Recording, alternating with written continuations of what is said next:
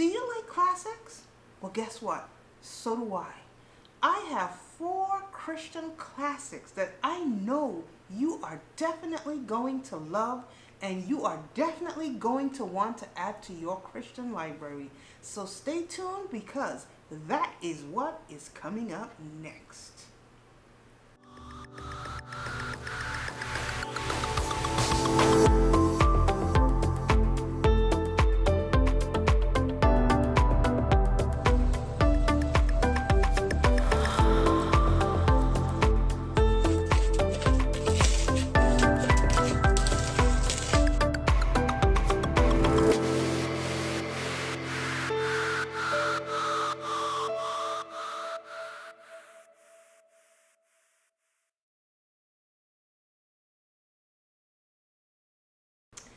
Okay, welcome.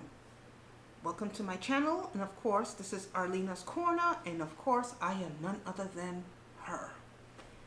And like promised in the preview, in today's video, I will be featuring 4 Christian classics that I know you definitely are going to want to have in your Christian library. Now, out of the 4, I think I have 2, but nevertheless, let's just dive in and get right into this thing. So in today's feature, there are going to be 3 devotionals and 1 novel, all Christian classics. If you're like me, I love devotionals. Now, there are a variety of different devotionals out there. Everyone has a devotional out there, including Big Bird. However, a lot of them are pretty good, but for me, nothing beats the classics. So the first book up is My Utmost for His Highest by Oswald Chambers, the late Oswald Chambers. Now, if I am correct, the first edition of this book was published in 1935. Now, this is one of the top Christian all-time devotionals that is listed as one of the best. Now, the first time I heard of this book, a former co-worker, it was the one that recommended it to me. I never heard of it. I'd never even heard of Oswald Chambers. I believe that was in 2005. It was one of my former co-workers. So he said, you know, this is a great devotional. You should get it. And that's exactly what I did. Back then, you could walk into any Barnes and Nobles, or we still had Borders back then. There was no Books A Millions in my city, but you could walk into a Borders or a Barnes and Nobles and you would readily available find copies of My Utmost for His Highest. Today, and it's so sad, today, if you walk into any bookstore, you're lucky if you can find even 1 copy. Now, My Utmost for His Highest is mass produced. You can buy it in different formats. You can buy it in hardback. I think you can get it in hardback. There's different types of paperbacks that it's featured in. There's trade paperbacks, there's mass paperbacks, and of course the mass production paperbacks are much cheaper. But either way, this is a great classic devotional, and it is a 1-year devotional by Oswald Chambers. Not only is it able to minister to you, it also helps you to be able to really connect to the Lord. It's not a fluff and go type of devotional. It is something that really truly connects. It makes you really think about applying your utmost for His highest. So that was my first classic up. Up next is another classical devotional, one of the all-time greatest as well. And this book, the first edition, if I'm not mistaken, was written in, or was published in 1925. Yes, 1925. And it is a 366-day devotional. And it, like I said, it's no ordinary type of devotional. This is a devotion that really ministers and touches the heart, mind, and soul. It really does. And the name of this particular classical devotional is none other than Streams in the Desert by L.B. Cohen. It is a classic, classic. Now, I first picked up a copy of this book in 2018, actually, and that was the first time I ever really saw it or even heard of it or knew of it. At that time, I was still living in New York, and I used to attend at that time Brooklyn Tabernacle. And normally after service, they would have a ton of books for sale, downstairs in the mausoleum. And of course, well, when it comes to books, why not? So I went downstairs and grabbed me a couple of books, and I bought two devotionals. It was that one, and I don't remember what the other one was. It was one for myself and one to give to my aunt. And I was like, which one should I give her? And I just ended up, sticking with Streams in the Desert for myself. Not really knowing it was a classic until when I opened it up, I was like, wow. And the reason why I was making the decision between the two, because I know that because of the depth of the Streams of the Desert, I know she wasn't going to put it to use. So the other one was more feasible for her. So that's the reason why I chose that one. And of course, Streams in the Desert ended up becoming my personal devotional. And it is a classic. And it's a 366-day classic that features the devotional of the day, the scripture as normal, and also like after every devotional, you kind of have like a nice little type of poem. It's really, it's not, like I said, no fluff and go, no type of candy coated stuff. It's really stuff that ministers to the soul. So if you are someone really going through something, facing something, and actually this particular devotional was really a blessing for me, especially during the time when my father was getting ready to transition. So it really brought me a lot of comfort, and it definitely brought me a word during that season. And like I said, it's something you will not regret having in your library. Okay?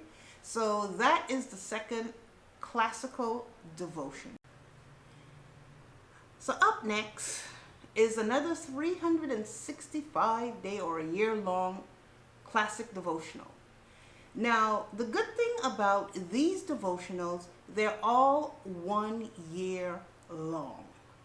And the good thing about it is, these, if you are looking for just one good devotional, you can choose one of either or all three. It doesn't matter. You have any one of those devotionals, you do not need another devotional unless you want to get another devotional. But these three, they really stand on their own. That's the kind of weight, that's the kind of devotionals they are. They're not like the fluff and stuff you will find in today's bookstore that they just feel good. These are devotionals that will really minister to you, really speak to you, especially like when you're really going through something. And the thing about it is, like I said, they're a year long. When the year is over, you can go right back and start all over again, and it continues to minister to you day after day, week after week, year after year. And the good thing, you can pass it on to your future generation. So, yes. Now, I'm not sure when this one was written, but nevertheless, it is also a great classic. And it is also featured online where you can actually access those devotionals online if you sign up for it. And the name of that devotional is Morning and Evening by the late Charles Spurgeon, the Prince of Preachers, as he is known as.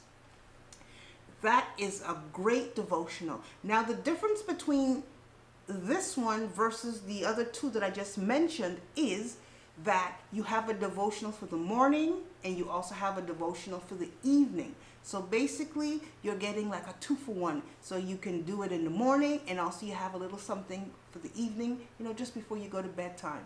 It's also really very good. You can also, like I said before, you can sign up on their website. I believe it's Charles Spurgeon. You can just look it up on Google, and you can also just, subscribe, and they'll send it to you, daily. It is very, very good, and it also ministers, just like My Utmost for His Highest and Streams in the Desert, morning and evenings, does the same thing. So that is it for those 3 classical devotionals. So up next, the last one is going to be a novel. Okay, so last but definitely not the least.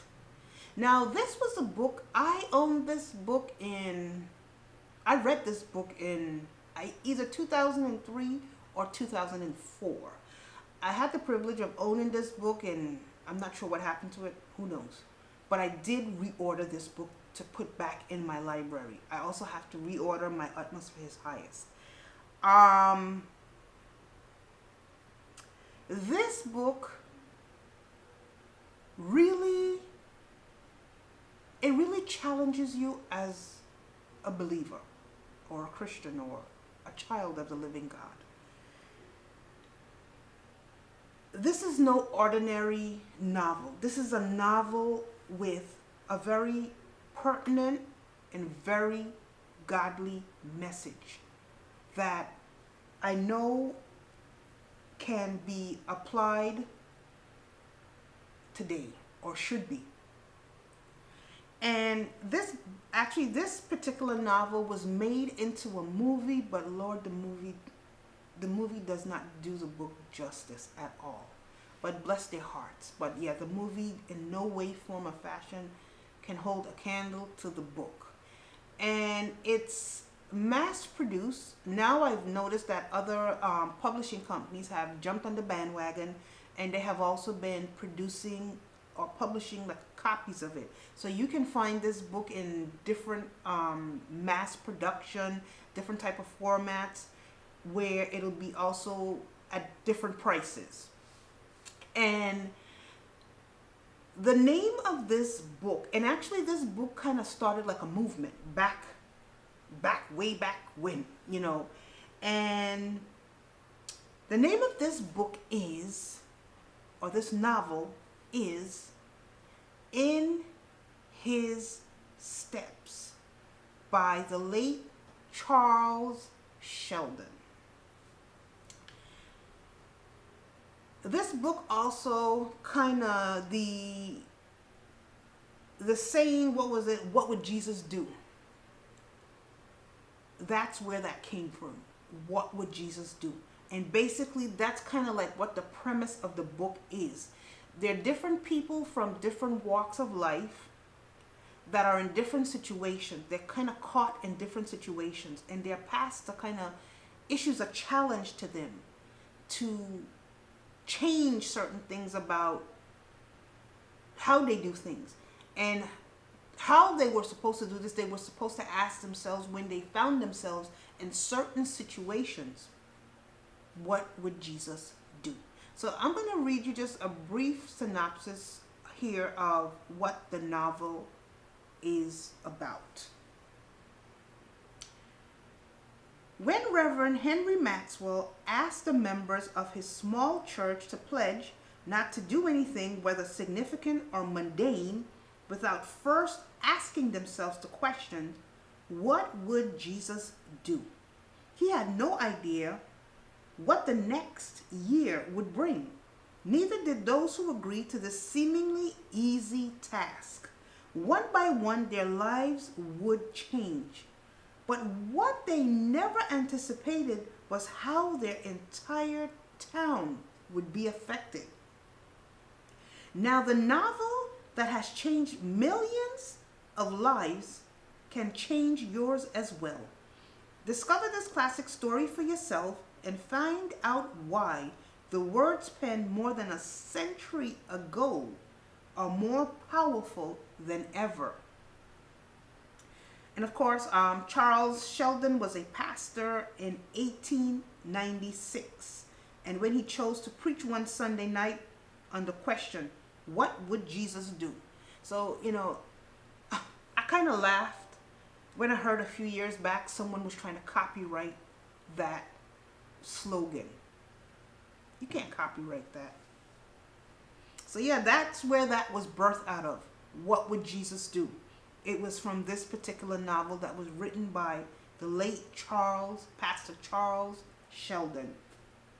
And it says a sermon which became a series, that became an article, and that became a book, and that became a movement.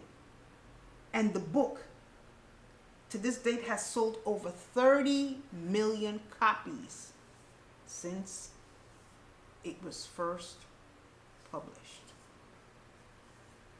You definitely are going to want to have this in your library.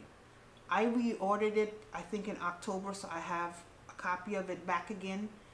I don't know when I'm gonna get a chance to read, Lord Jesus, yeah, because I'm doing so many other different things and reading like other types of books and stuff, and I don't really have like the pleasure to read as much, except for the Bible, which is the most important book. So as long as I can read that one, that's the most important one. And because of I have 2 podcasts that I have to write. One I have to do a deep dive, deep study. The other one is more lighter, but either way I have to make time for those in addition to everything else that I have going on in my life. So I don't have the time to read like I used to, but I'm hoping at some point I can read. I am reading. I'm just not getting a chance to read like certain things. But yeah, I am reading, but the things that I'm reading are more pertaining to ministry. So I hope one day to be able to get back to read that novel. But that novel is a life-changing novel. It's not just a classic. It's not just a bestseller. And the sad part about it is, the sad part about everything is these are 4 classics. Okay? And this is just a few of more. Now, these are what I am familiar with and that I have used, so I can tell you about these. I've either owned them at one point in time, do own them, or I'm familiar with them. You can walk into a bookstore, name the bookstore, and you cannot find no copy of any one of these books. You might find a copy of My Utmost for Your Highest, but you'll find it like one copy, and it'll be like there's a more expensive type of binding. So sometimes the binding will be almost like $25. So if you take a look at, I know I'm not gonna buy it for that price when I know what I got mine's way cheaper. There's places you can go and get these books, and these are classics that should be readily available in the bookstores. Now, there was a point in time you could find some of these. Now, in his steps, you won't find in a bookstore so easily. You might maybe by accident walk into a Goodwill, if someone owned a copy, find it somewhere there, but you would not find that particular book so easily in today's brick and mortar bookstores. But the other 3, there's no excuse. There's no excuse. You enter sometime last year I went to Barnes & Noble in my city, and it's a beautiful Barnes & Noble's. Gorgeous. And they had arrays and arrays of devotionals because I was looking for a copy of My Utmost for His Highest. They had devotionals by all kinds of people that I think I'm just going to leave it there. But people that, like, you're like, okay. But yet the ones that really make the difference, they had no copies of those readily available. So if you want these copies, you're definitely going to have to order these copies, either from Amazon. I personally, mm, if I got to order those copies, I would prefer to order them from CBD. That's just my preference because it is a Christian business, and I would prefer to give them my business. Now, for instance, if I'm ordering something from Amazon and I feel like getting it there just to add it in at once, that's different. But if I'm making a purchase, where I'm getting a bulk of the Christian books, yeah, that's just my choice. To each, their own. So basically, yeah, that is it for this video. So I hope that, one of the books interests someone. But yeah, so, and by the way, because I see I'm getting a lot of new people on the channel, so welcome. This is just a personal channel where I share my faith. I cook. What else do I share? Some vlogs, it's just my personal channel. But yeah, I share my faith. And I share the gospel of Jesus Christ, and I love books. So I share a lot of books because I love books. And actually, I have another book haul video coming up, some more Bible study tools, and I still have some more underway coming in the mail. I just can't stop buying books. But yes, so thank you for joining me on this video. Be blessed. So I'll see you in the next video.